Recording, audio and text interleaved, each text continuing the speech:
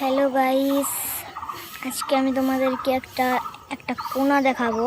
কোণাটিতে রয়েছে আমার এই মালবেরি গাছ। আমি মালবেরি গাছটা থেকে বেশি ফল পাওয়ার জন্য দেখো, আমি আগের সপ্তাহ ধরে যে ফলগুলো হয়েছে আমি কিন্তু সেই সব কটা ফল ছিঁড়ে দিচ্ছি। এইখানে কিন্তু একটা হাফ পাকাটাও ছিল, দেখো এই কটা মোট ফল আমার ছিল।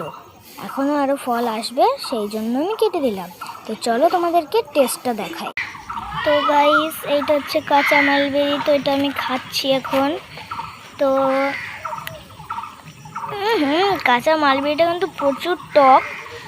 কাঁচা থাকতে কিন্তু পারা উচিত না। এবার আমি পাকাটা খেয়ে দেখছি। এটা হচ্ছে পাকা। তো চলো খেয়ে দেখা যাক। পাকাটা কিন্তু অনেক ভালো ছিল খেতে। তো এদের মধ্যে তোমার কোনটা ভালো লেগেছে? তো আজকের জন্য এইটুকুই। দেখা হচ্ছে নেক্সট ভিডিওতে। টাটা।